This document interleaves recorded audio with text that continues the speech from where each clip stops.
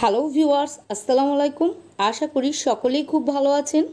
আজ আমি আপনাদেরকে একটি D10 ও স্কিন হোয়াইটনিং কফি প্যাক বানিয়ে দেখাবো, যেটি ব্যবহার করা মাত্রই আপনাদের হাত পা এমনকি মুখ ছাড়া ফুল বডির সমস্ত নোংরা ময়লা, মরা চামড়া ও রোদে পোড়া দাগ সহ সকল ধরনের কালো দাগ ছোপকে তুলে ফেলে ত্বককে উজ্জ্বল ফর্সা বানাবে। আমাদের অনেকেরই হাঁটু, কনুই, ঘাড়, বগল ইত্যাদি ভীষণই কালো হয়ে থাকে, ফলে এই অংশগুলি দেখতে অনেক বাজে দেখায়। তাই আপনারা যদি এই কালো অংশগুলিতে কয়েকবার এই রেমেডিটি লাগান, তাহলে ইনশাআল্লাহ সমস্ত কালো দাগ উঠে ত্বক একেবারেই ধবধবে ফর্সা হয়ে যাবে। তাহলে চলুন ভিউয়ার্স, দেখে নেওয়া যাক কফি দিয়ে কিভাবে আজকের স্কিন হোয়াইটনিং প্যাকটি বানিয়ে নেওয়া যাবে। এই রেমেডিটির প্রধান উপকরণ যেহেতু কফি, তাই অবশ্যই আমাদেরকে নিয়ে নিতে হবে কফি পাউডার। আপনারা এই রকম 10 টাকা দামের বা 2 টাকা দামের পাতা নিয়ে নেবেন, অথবা এই রকম বোতলও নিয়ে নিতে পারেন। তারপর একটি কাচের বাটির মধ্যে আমাদেরকে নিয়ে নিতে হবে 1 চা চামচ কফি পাউডার। কফি আমাদের ত্বককে ইনস্ট্যান্ট ফর্সা বানাতে ভীষণ রকমভাবে হেল্প করবে, সেই সঙ্গে এটি ত্বকের মধ্যে অ্যান্টি এজিংয়েরও কাজ করবে। এখানে 1 চা চামচ কফি পাউডার নেওয়ার পর আমাদেরকে নিয়ে নিতে হবে 1 চা চামচ চিনি। চিনি খুব ভালো স্ক্রাবার ও ক্লিনজারের কাজ করবে, সেই সঙ্গে এর মধ্যে গ্লাইকোলিক অ্যাসিড থাকে, যা আমাদের ত্বকের কালো দাগ ছোপকে তুলে ত্বককে ফর্সা উজ্জ্বল বানাতে সাহায্য করবে। নেক্সট আমাদেরকে 1 চা চামচ বেকিং সোডা এর মধ্যে দিয়ে দিতে হবে। বেকিং সোডাকে কুকিং সোডা বা মিঠা সোডাও বলা হয়ে থাকে।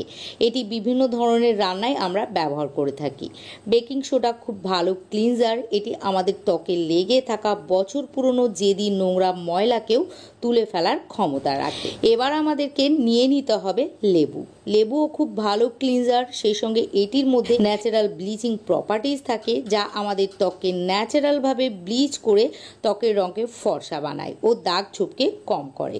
আর বেকিং সোডা ও লেবুর রস একসঙ্গে মেশালে এটি খুব ভালো স্ট্রং ন্যাচারাল ব্লিচে পরিণত হয়ে যায়, যেটি আমাদের ত্বককে এতটা ব্লিচ করে ফর্সা বানায় যে পার্লারে গিয়ে হাজার হাজার টাকা খরচ করে ব্লিচ করার প্রয়োজন পড়ে না।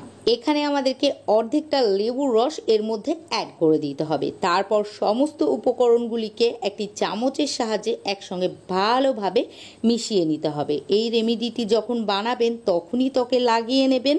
এটি স্টোর করে রাখা যাবে না, কেননা স্টোর করে রাখলে এর কার্যক্ষমতা নষ্ট হয়ে যাবে। এটিকে ভালোভাবে মিশিয়ে নেওয়ার পর লেবুর খোসার সাহায্যে বা হাতের সাহায্যে মুখ ছাড়া শরীরের যে অংশে লাগাতে চান লাগিয়ে নেবেন। তারপর 4 থেকে 5 মিনিট ত্বকের মধ্যে লাগিয়ে রেখে দেবেন। আর 4 থেকে 5 মিনিট পর লেবুর খোসা বা হাতের সাহায্যে 1 থেকে 2 মিনিট ত্বকের ওপর ঘষে নিয়ে নর্মাল পানি দিয়ে ত্বক ভালোভাবে ধুয়ে ফেলবেন।